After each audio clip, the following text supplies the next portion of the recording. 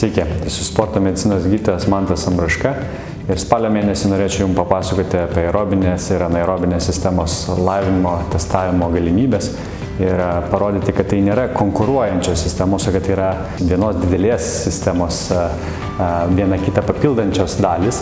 Ir kad ne tik bėgikam, triatlonininkam, dviratininkam, apskritai visom sporto šakom tai yra aktualu.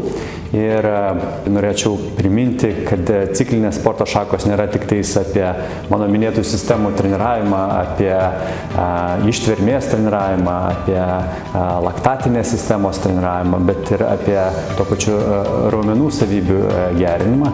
Tai dėl to dar norėčiau ir apie raumenų savybės priminti, kurios yra dažnai ignoruojamos treniruojant ištvermę ar ruošiantis kažkokiai cikliniai sporto šakai.